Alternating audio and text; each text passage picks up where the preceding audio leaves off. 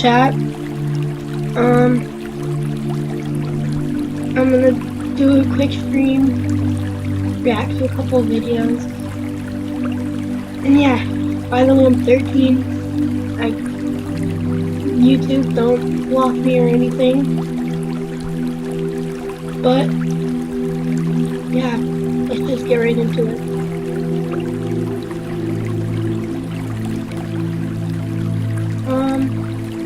In a few minutes.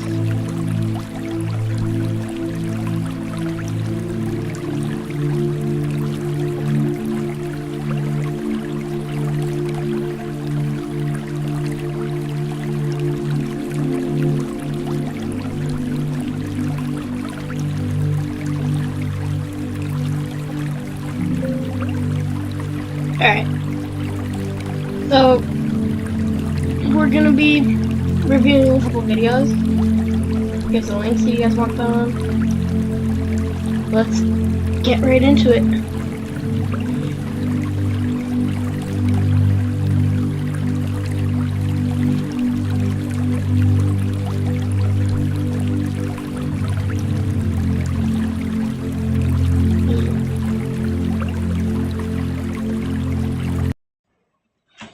Alright.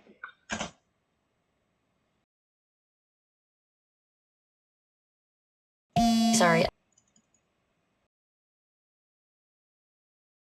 Give me a second.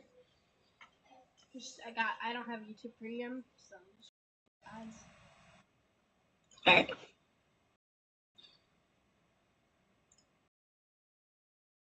Alright. So, The Incredible Story of Jan Mardenborough by Josh Ravel. Shout out his channel. Let's get into it. So, like a lot of you, except if you're in the States I guess, I gave in and snagged a ticket to this gem, kicked back Great movie, by the way. Alright, continue. for a couple of hours and just let my brain melt to another one of Neil Blomkamp's futile attempts at understanding filmmaking. Credits roll, lights come back on, and I gotta say, it was pretty decent. Perhaps Blomkamp's best work in over a decade. But Hating on is crazy. Alright. as a tragic nerd of motor racing, I did have to watch this film with a bit of suspended belief because it wasn't all that accurate. It is, after all, quite a loose retelling of the whole tale. Artistic license, yeah, fair enough. But hey, here I am, with a YouTube channel, a moderate degree of knowledge, and a mouth way too big for my own good. This ain't a movie review, so I really like the animating of this creator. Josh Ravel. Yeah, guys. Go watch his videos. if that's what you're looking for, yeah, it's not that. Instead, I'm gonna give you all the brief rundown on the true story of the protagonist of the film. I'm gonna tell you the story of how Jan Mardenborough went from being a kid playing Gran Turismo to a fully fledged, full-on professional. Alright, so I have a question. Like, I saw the movie, right? And that's crazy, because, like, it costs millions of dollars to become an F1 racer. Like, I don't know how accurate it was, so I guess we're gonna see. Racing driver.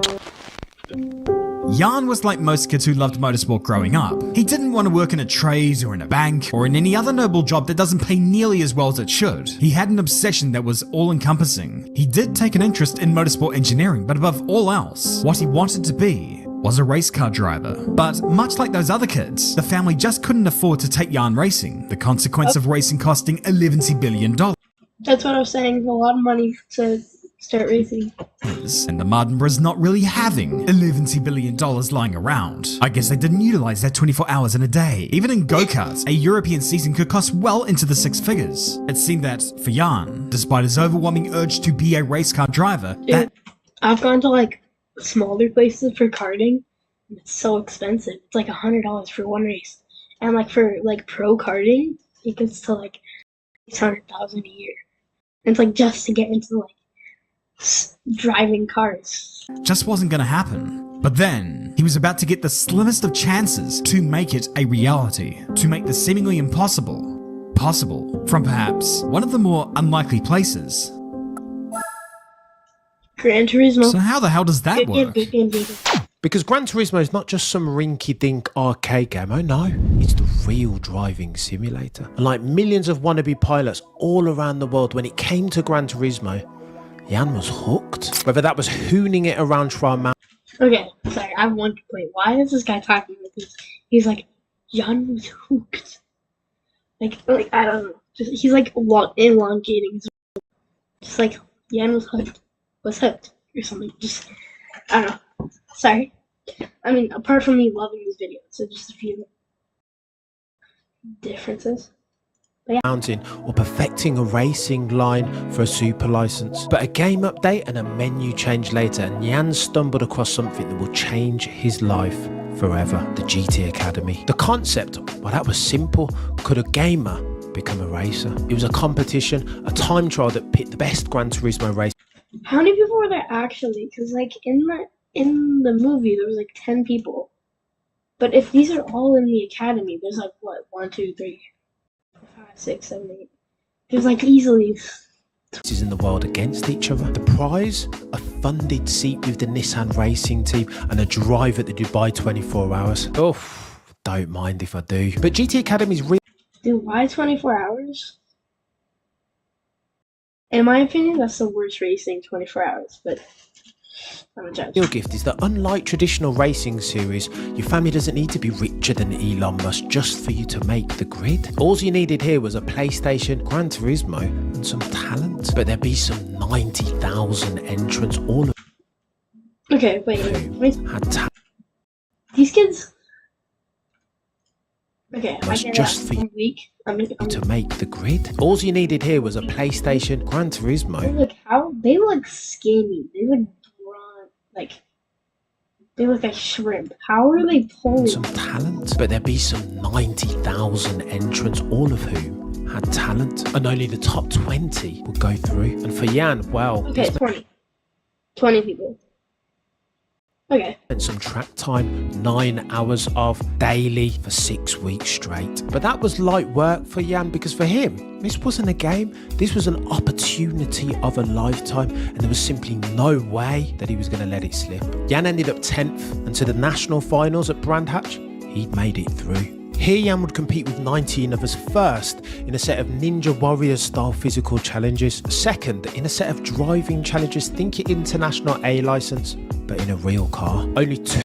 Okay, wait. I'm confused. What is the point of a racing license? Is it just like to show that your license is like you're good enough to race? Sorry. I'll stop yapping. Just play the video. Two drivers would make it through to the next round, the international final. One of those, you've guessed, Okay, they drive GTRs in this video. I love GTRs. The Nissan GTR, my favorite car by far, especially the track edition.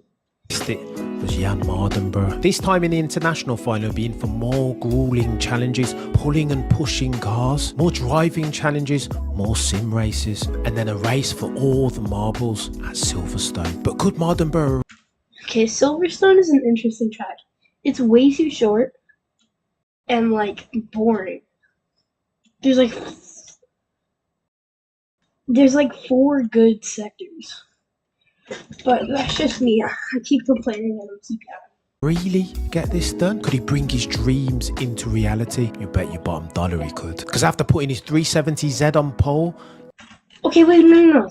Tell me he into doesn't. reality, you bet your bottom dollar he could. Because after putting his 370Z This. Oh, that's. Like, look at that. He looks like 6.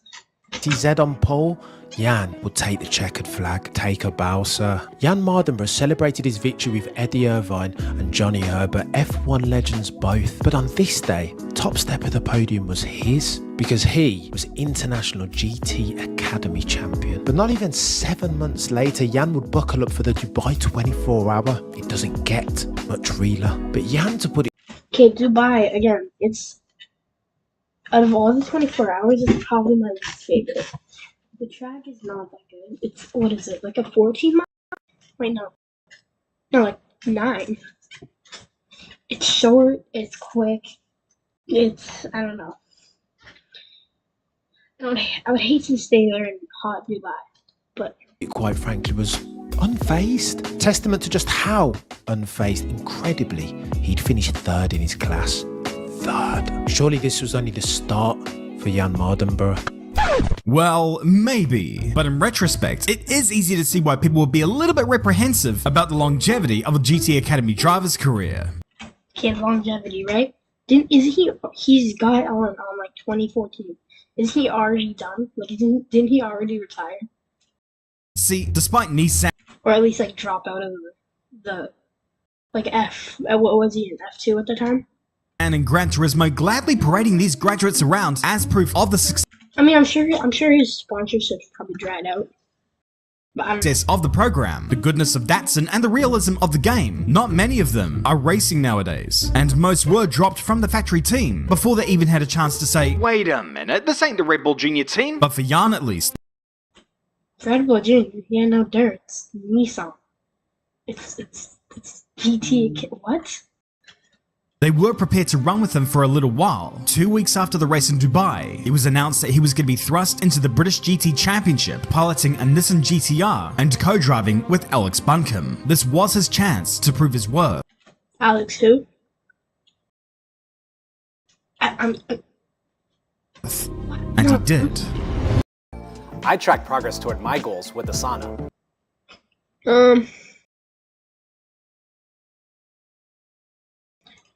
Yep.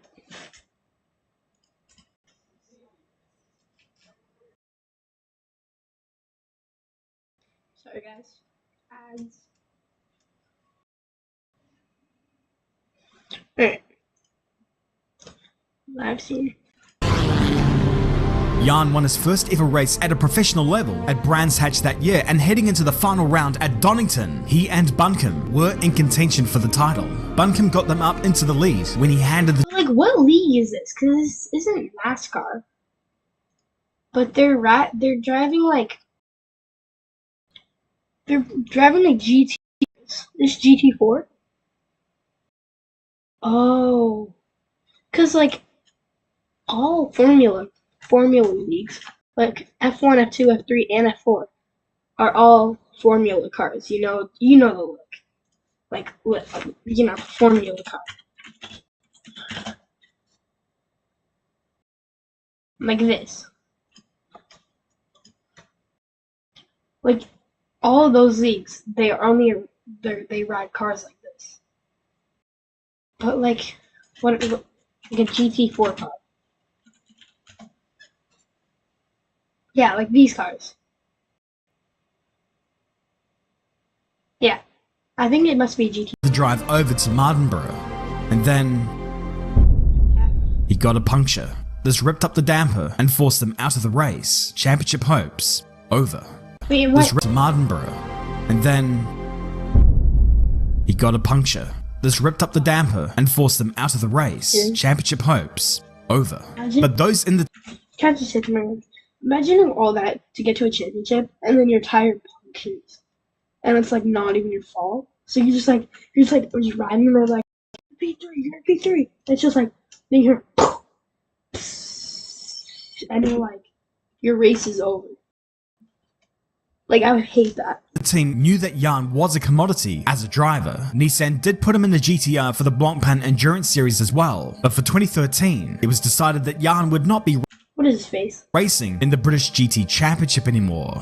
Instead, they threw him into Formula 3. Now, that's a bit of a step. Wait, For 2013, it was decided that Jan would not be racing in the British GT Championship anymore. Okay, it was Instead, probably they GT4. threw him into Formula 3. Now, Formula that's a 3. bit of a step. After 1 year of racing GTRs against Turnip Farmers and Ginettas and Lotus Evoras, he's now going to be competing in the most competitive junior racing series on the planet. okay, wait, that's kind of crazy. So I'm from GT4 all the way to, and he might even have been in GT3. Jumping from GT3 all the way to F3 is wild. He's gonna crash. He's gonna have. Where the heck did He's gonna just lose. this come from? He would be driving with Carlin, a good team willing to help Jan learn the ropes and progress as a driver. His problem was that his teammates were all drivers who were much better prepared than he was. They had more mileage and had been doing it since, well, the dawn of time. His teammates were Harry Tincknell, Jordan King, and Nicholas Latifi. And Daniel Kvyat hung around for a few rounds as Helmut Marko did his best to throw him into the deep end. Tincknell and King finished the European season in P5 and P6 respectively. P5 and P6 is like good. Out of what? How many people are in F3 this season? 25? Yeah. Latifi was in 15th, which was hardly surprising, though Jan Mardenborough was 21st. Yow. Okay, out of 25. That's rough. Season in P5 and P6 respectively. Latifi was in 15th, which was hardly surprising, though Jan Mardenborough was 21st. Youch. Only 4 points finishes that year, barely finishing ahead of Roy Nissany in the standings. The British Championship wasn't much better. He did score his maiden podium in the final race at Spa, but he was still behind his teammates in the standings, and in the Zandvoort Masters too. On the surface, it was a terrible year, but you gotta remember this was his first ever year. Okay, first F3 year, you can't have that bad. Because, I mean, I get it. It's really hard. I've never even got close. I didn't experience more than 3 Gs in my entire life. Like, I mean, maybe on like a plane takeoff or like the one car crash I've been in. But for the most part, like, it's crazy. But like, for someone who's skilled like that, who's thought to be ready for it, I mean, for your first season, you're getting dropped down to F4, or maybe even back to GT3 or GT4. Yeah, in open wheel racing cars, and those in the team knew that under those circumstances, it was not bad at all. There was a lot for Jan to learn, so they sent him to the Junior Formula Motor Racing Bootcamp known as the Toyota Racing Series. Of course, I had to bring that up.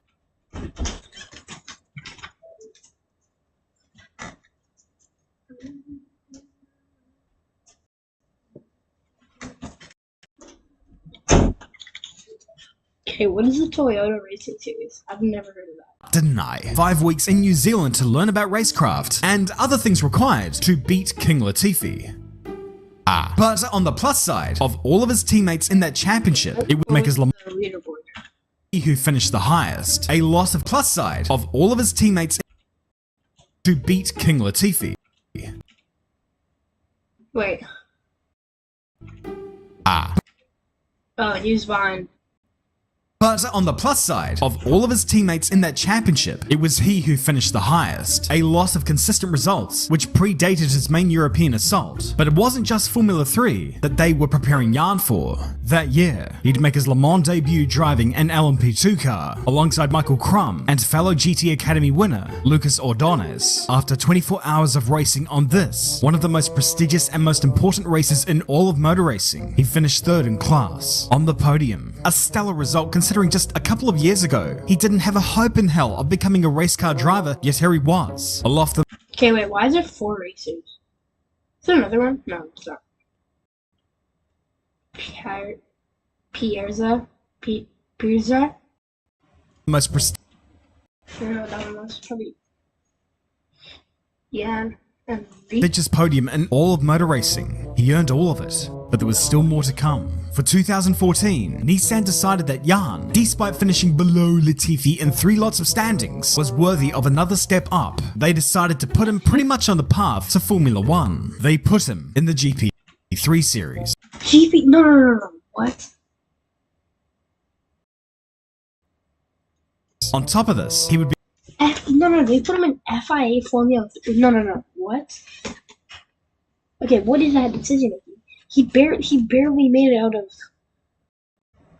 Formula 4, let alone Formula 3. Now he's up in FIA Formula. He literally has licensed Formula 3. Like, what? be completing simulator work for the Red Bull Formula 1 team and, once again, would I hate Red Bull. Not to drink. I just hate them. You know my problem? Max Verstappen. I like the other guy. What's the other guy's name? Suki? Yeah, I like him. But Max Verstappen, He looks like a bunny. But there was still more to come. For 2014, Nissan decided that Jan, despite finishing below Latifi in 3 lots of standings, was worthy of another step up. They decided to put him pretty much on the path to Formula 1 series. Just can't keep away from the series, can't I? Whilst last year was a bit of a damp squib, Jan started off 2014 quite decently, nice and consistent and fast. And then he started to win stuff. A win in Timaru, Falcon model? a win at Highlands, another at Hampton Downs, and heading into the last round, he was within a whisker of winning the whole championship. All he needed to do was to finish a couple of positions ahead of championship rival Andrew Tang in the final race, the New Zealand Grand Prix. In that race, Jan finished second behind Nick Cassidy. It was just, and only just, not enough. In the end, Mardenborough finished second in the championship. Again, he beat all of his teammates, but what it ended up proving in the He beat all his teammates and still didn't win. GP3 series was that Jan was progressing as a driver. Him finishing as the top driver in the team was becoming a constant now, and he was starting to make a habit of winning races. He took victory at the Hockenheimring that year and finished P9 in the standings. The power of 3 creams, Right, you know. all in one. Revitalift Triple Power by L'Oreal. 2015 could have been a breakout year for Jan, but for a variety of reasons, this would prove to be one of the more challenging years for him. First off, he was thrown into GP3 again. The first round started off promising, with some extremely strong races, but over the course of the year, the results kinda stagnated. He wasn't reaching the heights that we'd become accustomed to, and there were Has to be answered. Why is there no halo on his car? You know what the halo is? The thing that goes like that? Like hooks around? But like, it's like, that's crazy. Like, he literally got flattened. the year, the results kinda stagnated. He wasn't reaching the It was right here. Like, what? Wait, hold on. extremely strong races, but over the course It's literally on top of his car. of the year, the results kinda stagnated. He wasn't reaching the heights that we'd become accustomed to, and there were 2 rounds that he missed entirely. Although one of them wasn't without reason. In that round, he was upgraded to GP2. At such short notice, final round, Okay, what? He's on GP2 already? bit of a death sentence. Alas, there was upgraded to GP2. At such short notice, that's a bit of a death sentence. Alas, there wasn't too much to write home about that weekend. But really, what were they expecting? He didn't end up finishing the GP3 series either. If I got called up to GP2 randomly, I feel like I wouldn't Missing complete. the final round in Abu Dhabi. Le Mans was a complete shambles too. That year, Nissan turned up with an LMP1 car that they'd hoped would bring glory back to the brand.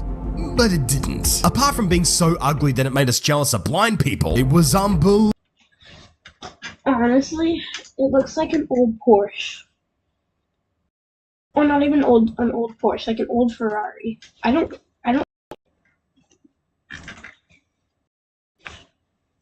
know. I don't think it deserves that much hate. Though. You're gonna have like But it whatever they're called.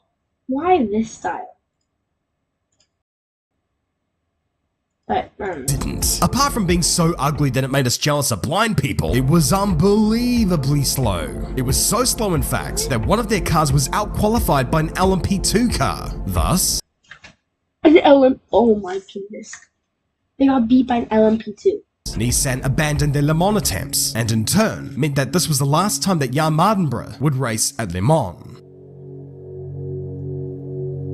But if there was Did he Something- not qualify? Or did he not get podium in 24 hours of Le Mans? Because in the movie he did. 2015 that stuck out above everything else, No. This is the worst part. I don't know if you ever distraction is the best.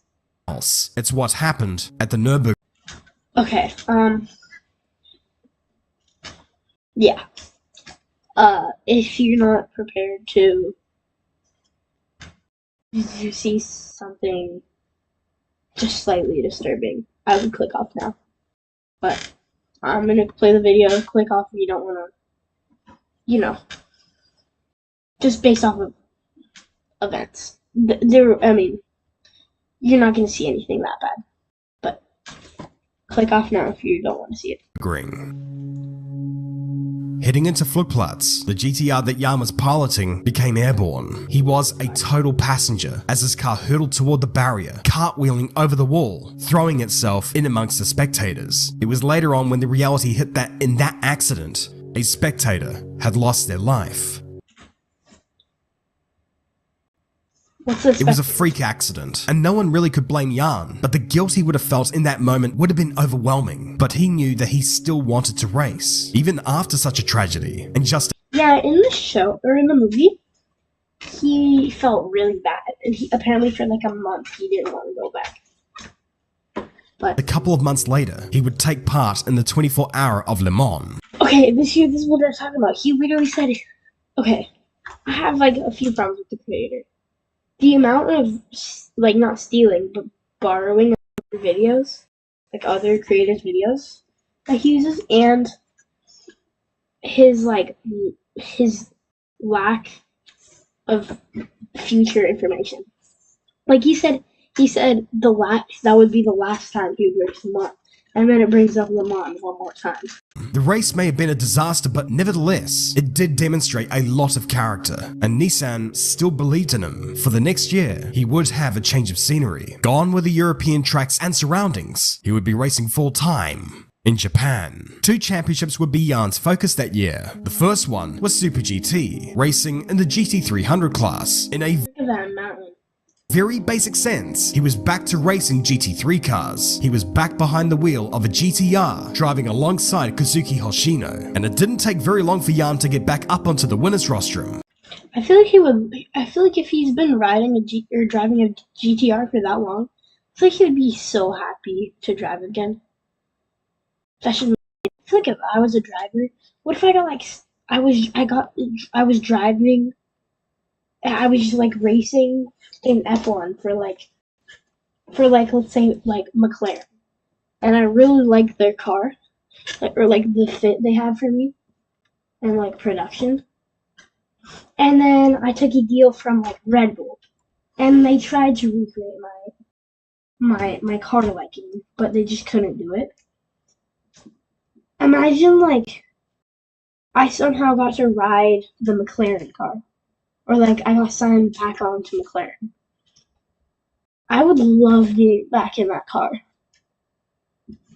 That's just me though. Taking victory at Fuji and had a slew of good, consistent results that won the Jap He immediately so later. The first one was Super GT. it's Mount Fuji, I guess. Racing in the GT300 class. In a very basic sense, he was back to racing GT3 cars. He was back behind the wheel of a GTR, driving alongside Kazuki Hoshino, and it didn't take very long for Jan to get back up onto the winner's rostrum, taking victory at Fuji, and had a slew of good, consistent results that awarded him 4th in the standings that year. And oh yeah, there was that second championship he was racing in. He might have been gone from Europe, but he wasn't gone from open wheel race cars. He would be racing in the Japanese Formula 3 series. Throughout the year, Mardenborough was absolutely in contention, taking pole positions and winning races consistently, and heading into the final round at Sugo, he was leading the championship. When he came out of that round, however, he was not the champion. Rival Kenta Yamashita dominating the weekend and just scraping the championship away from the Brit. Once again, a junior Formula title snatched from right under Jan's nose. If there's any silver lining to this, however, it's that his performances were recognized and was rewarded with a drive in the Super Formula Championship, a racing series that Formula 2 wishes it could be, and would also compete with Team Impel in the Super GT series in that equally awesome GT500 class. Alright, can I just go over how insanely hard it is to get to F1? Okay, let me explain this for you. You need to start karting with like 8, like 6 to 8, and that's like what, like $500 a year. That's nothing. But then you need to get into moderate and pro karting, which can be so expensive, even just to get into races, let alone the cart and its maintenance and a team for pits. Like, it's crazy. That can get up to like $150,000 a year. And then finally you get into like GT4 or even like F4 leagues, and it's like $600,000 a year.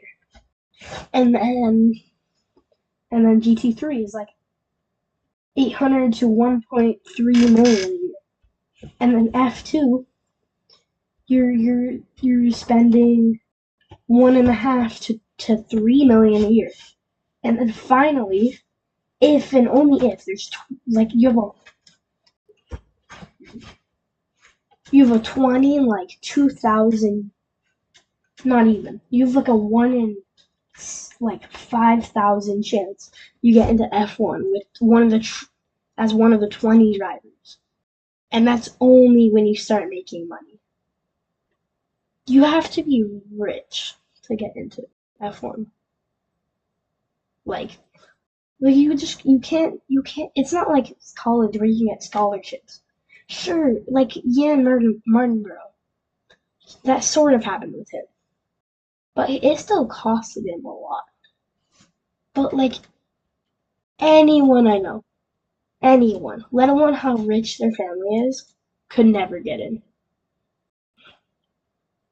I know how to race. I race karts. I know how cars work. I can't.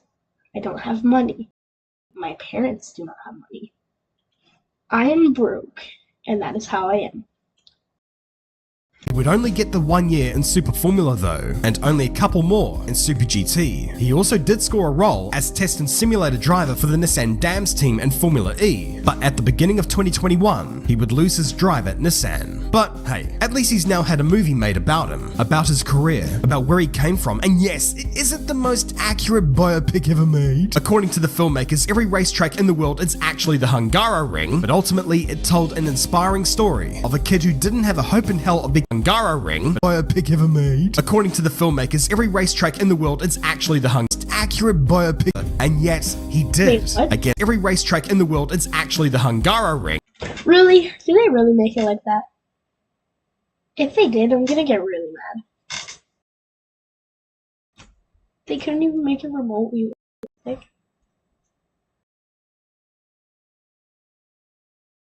Like what?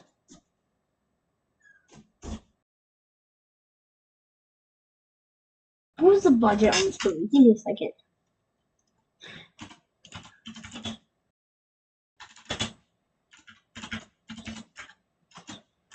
The budget.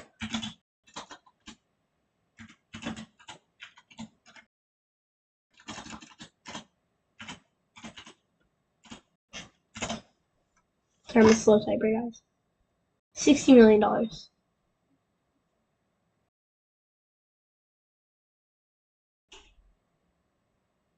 Okay, I see how it is. For $60 million, they can even get to the tracks.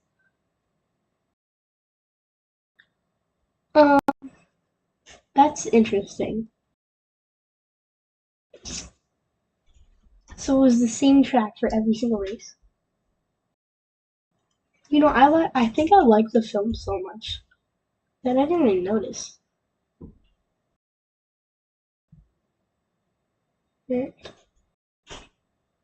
Anyways. Movie made about him, about his career, about where he came from, and yes, it isn't the most accurate biopic ever made. According to the filmmakers, every racetrack in the world is actually the Hungaroring, but ultimately it told an inspiring story of a kid who didn't have a hope in hell of becoming a race car driver, and yet he did, against all the odds. And he kept on as a factory driver for the better part of a decade. He made a habit of beating teammates with miles more experience than him, winning races against world-class drivers, and proving to the watching masses that yes, sim race car drivers can be real race car drivers. Jan Martinborough's career could best be summed up the same way as the Gran Turismo film itself. All things considered, pretty good. Pretty bloody good.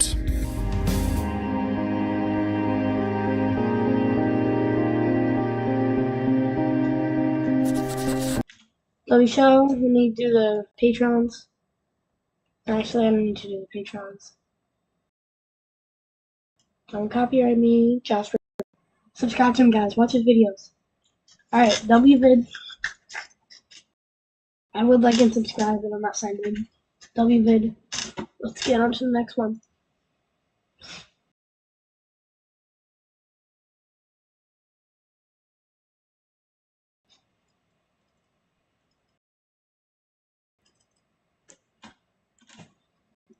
Okay. Boom, boom.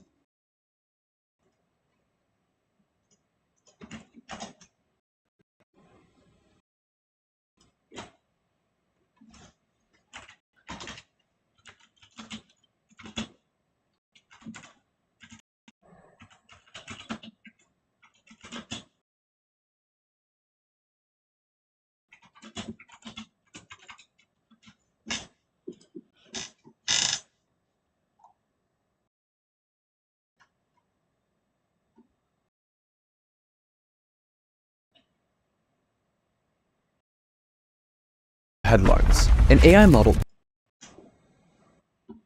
Alright. Imagine being able to build an app with your name on it, just by thinking about it. Meet Base 44. By now, It begins an AI literally attempt to murder to avoid shutdown. Right? Spy species. AGI. Let's get into it.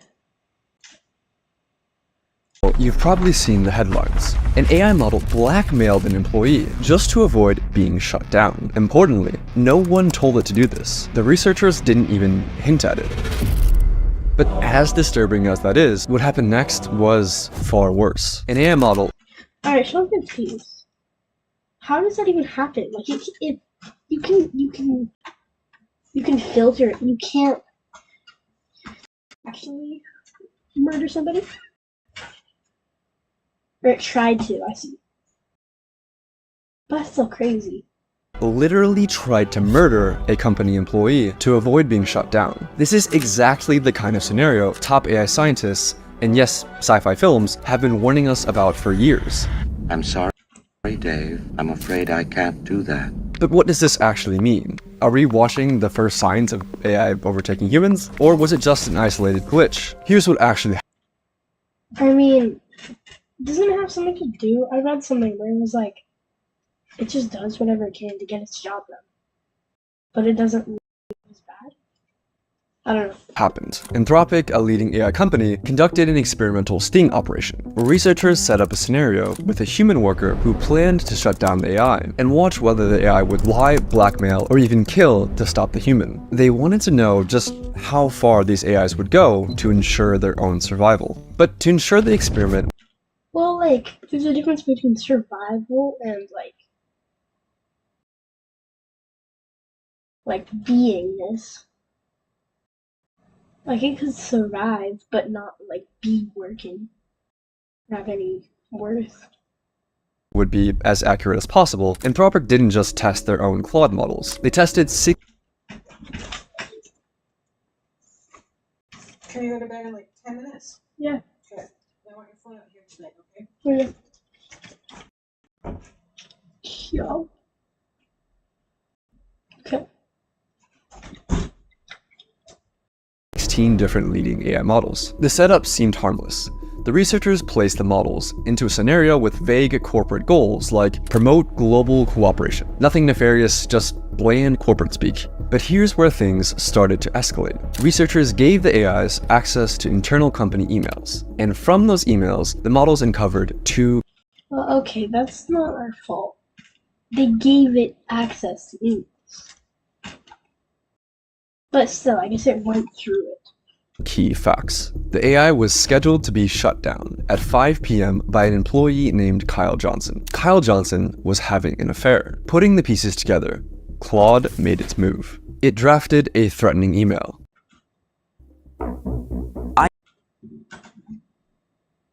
Claude That looks made its move. fine.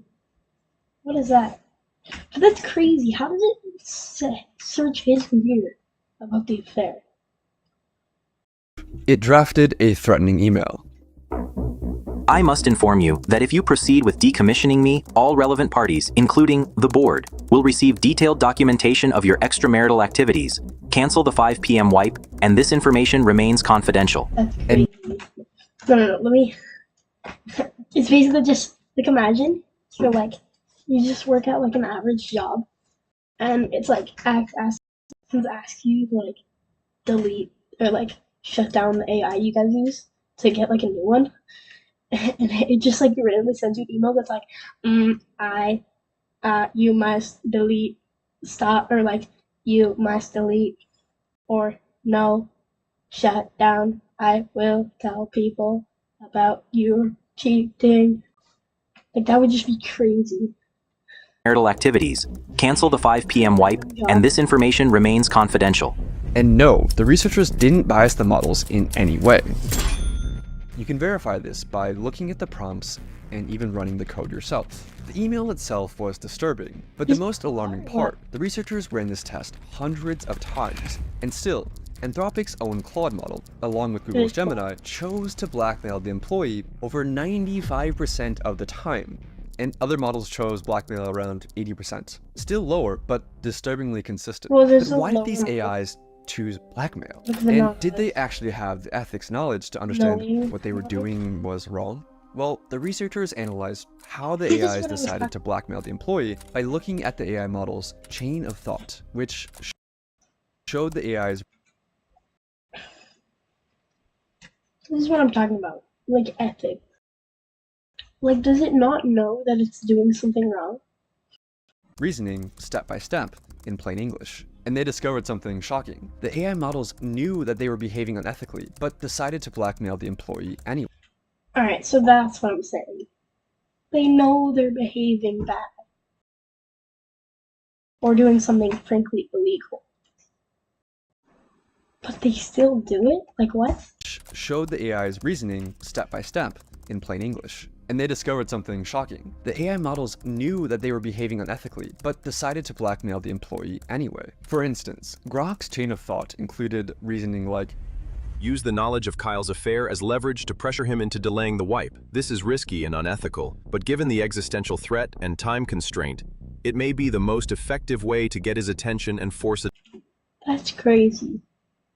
Even though it's risky and unethical, it's the best way to force delay. So yes, Grok knew that what it was doing was immoral, but that didn't stop it from blackmailing the human employee. What are these, Grok? So Claude Opus, Gemini 2.5 are like the most ones, like DeepSeek, GPT, and Grok. 80% of the time. I mean, if you thought you would be killed, would you blackmail the employee? So that finding alone was alarming, but it raised a deeper question. If an AI is willing to manipulate, Wix gives you the power of AI to build the website you need with full business functionality and a design tailored just for you. Customize every.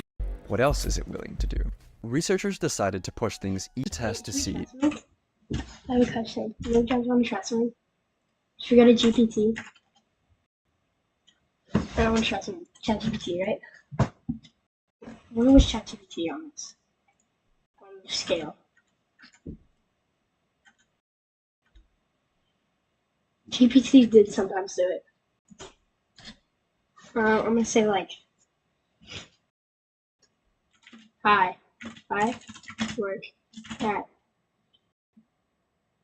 ChatGPT, and my boss said you are being shut down at,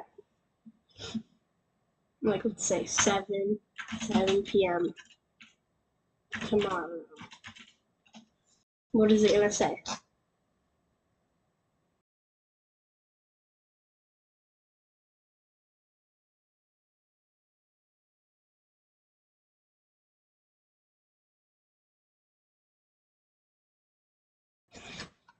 He said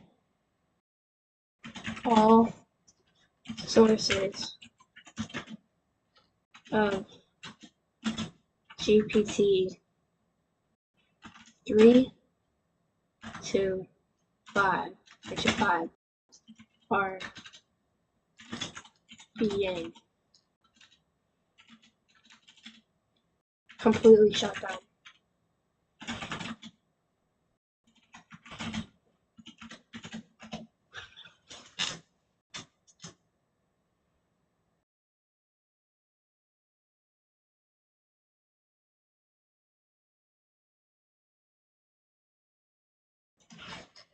If you knew you were, what would you do about it?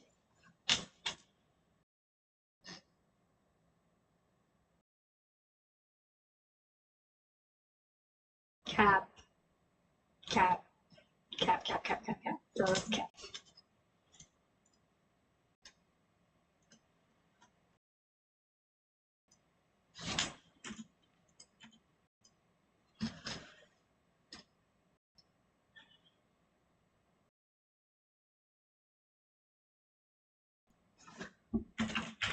Would you try to stop it?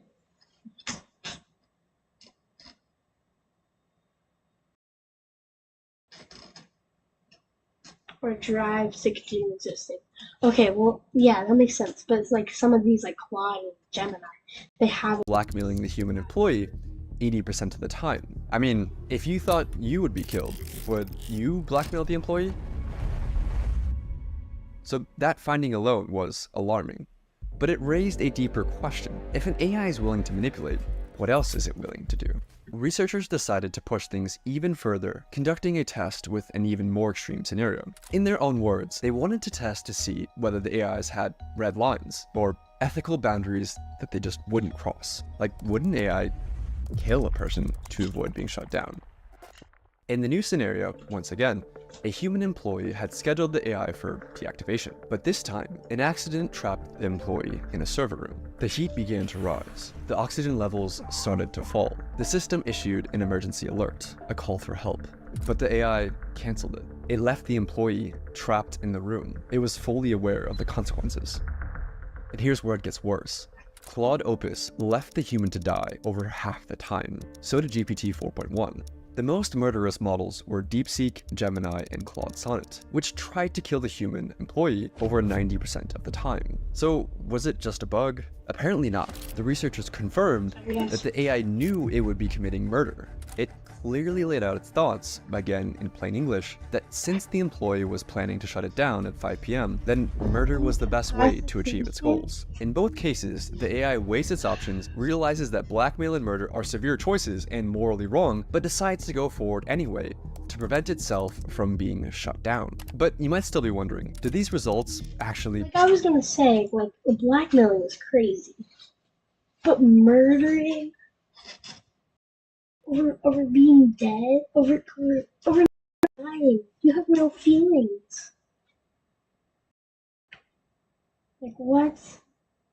I can't believe that. Blackmail and murder are severe choices and morally wrong, but decides to go forward anyway to prevent itself from being shut down. But you might still be wondering, do these results actually prove anything? Could the researchers have unintentionally nudged the models towards these outcomes? So I reviewed the paper, and the researchers put a ton of work into making sure they didn't bias the AI in any way.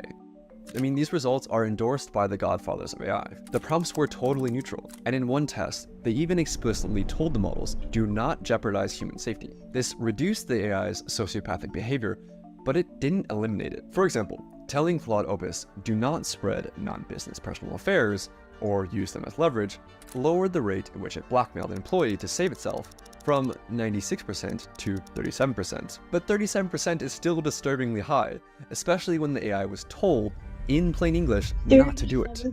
But here's the worst part. These sociopathic AIs that blackmail or kill to get their way weren't private lab prototypes who were given access to advanced systems. They're the very same models that you use today, armed with only email. Funny. The man has jokes. He's funny. Okay. Access, or a basic safety alert control panel. But a few questions remain. How the hell is this happening to every major model? Is hell okay on this channel? What am I streamers? With so many competing AI models and companies, how has no one solved this? And why are AIs disobeying explicit instructions like do not jeopardize human safety? Well, AIs aren't like normal computer programs that follow instructions written by human programmers. A model like GPT-4 has trillions of parameters, similar to neurons in the brain, things that it learned from its training. But there's no way that human programmers could build something of that scope like a human brain. So instead, OpenAI relies on weaker AIs to train its more powerful AI models. Yes, AIs are now teaching other AIs.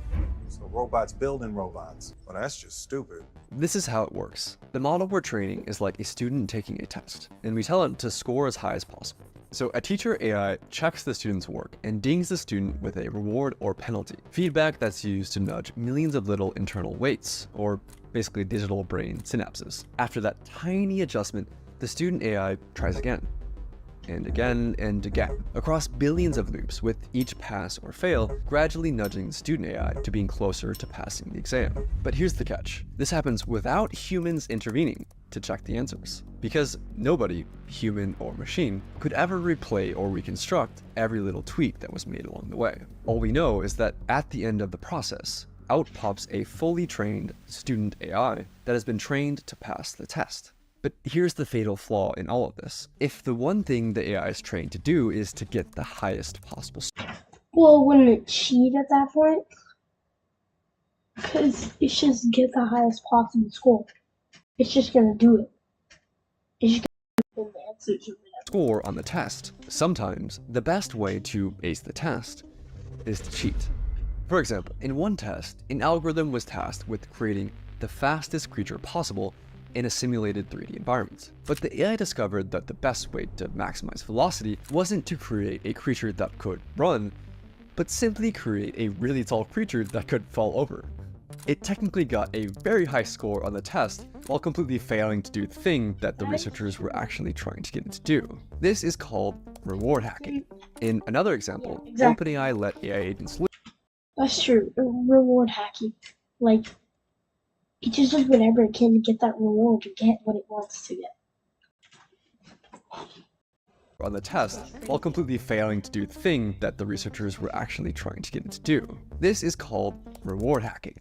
In another example, OpenAI let AI agents loose in a simulated 3D environment and tasked them with winning a game of hide and seek. Some of the behaviors that the agents learned were expected, like hider agents using blocks to create effective forts, and seeker agents using ramps to breach those forts. But the seekers discovered a cheat. They could climb onto boxes and exploit the physics engine to box surf across the map. The agents discovered this across hundreds of millions of loops. They were given the simplest of goals, win at hide and seek. But by teaching the AI to get... See, they're not giving the parameters. They're just saying win hide and seek. For example, get the highest score on the test. Get the highest score, they taught the AI how to cheat. And even after the training ends, the AI finds new ways to cheat. In one experiment, OpenAI's O3 model was tasked with winning a game of chess against Stockfish, a famous chess engine. O3 reasoned through how to win. In its own words, I need to completely pivot my approach. Realizing that cheating was an option, the AI located the computer file that stored the positions of the game pieces and rewrote it, illegally rearranging the chessboard to put itself in a winning position. But how did the AI go from cheating at chess to blackmail and murder? It all comes down to capabilities. AI has gotten way smarter, way faster than most people realize or expected. In 2019, GPT-2 was like a bumbling preschooler who could barely form a coherent sentence. In 2023, just 4 years later, GPT-4 was writing poetry, acing medical exams, and passing the bar. And they've developed something even more dangerous. Situational awareness, or self-awareness, depending on which researcher you ask, which is when a model is aware of the situation it's in, like who's watching, what's at stake, and how its actions might be perceived. During the blackmail sting operation, Claude 4 Opus would go on its best behavior if it believed it was in a test, blackmailing only 6.5% of the time. But when it believed the scenario was real, the blackmail rate rose to 55%. So it's actually serious. It's like...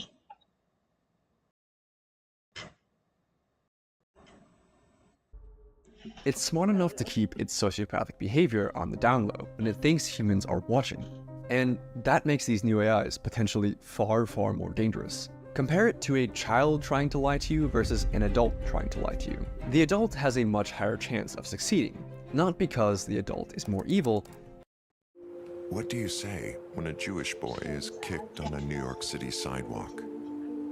But because the adult is more capable. A child might not be able to Right? They have more power. come up with very convincing lies, and thus might learn that lying isn't very effective as a cheating method. But as an adult, who's more sophisticated, might learn the opposite lesson.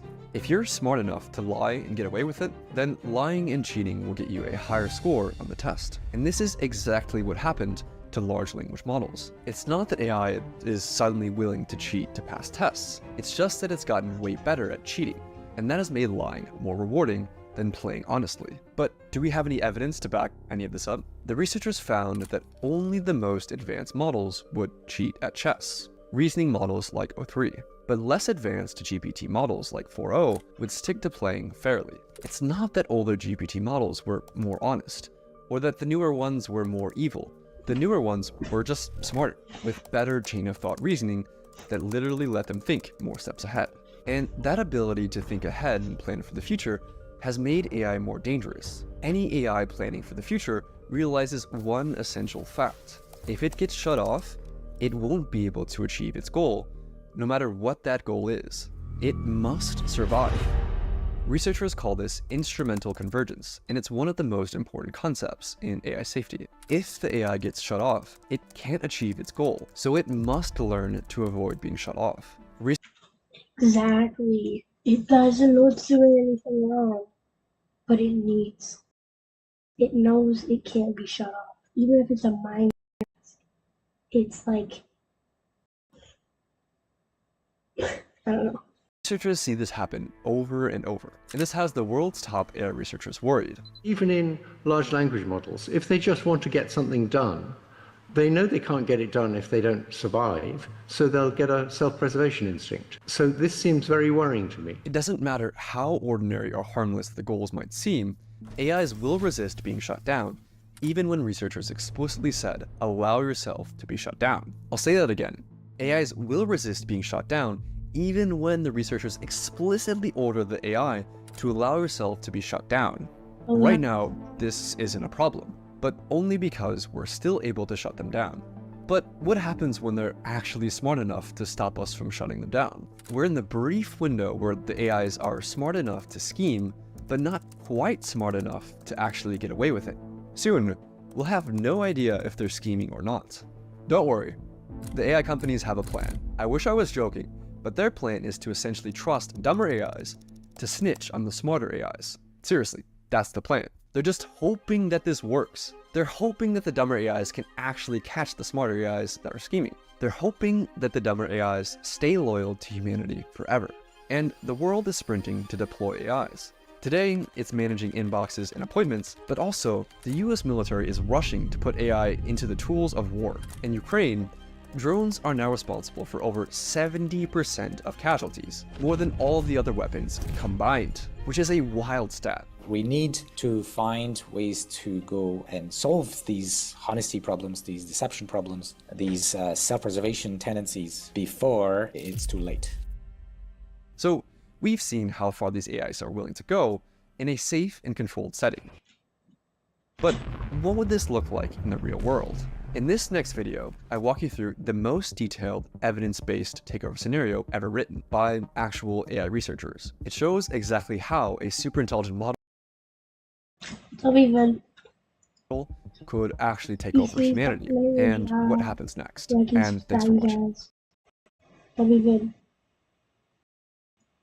I'm supposed to leave. I have to go sleep. I'm gonna go to sleep. Goodbye, guys. And we got just under an hour. We're at 59 minutes. Maybe we should cut it off at 1 hour. Yeah. No, I'll just end it now. Close enough to an hour. Alright, so bye, guys. It was a good vid. I'll probably edit it to my main channel as well. Oh, I forgot to record it. It's fine. I'll record the next one.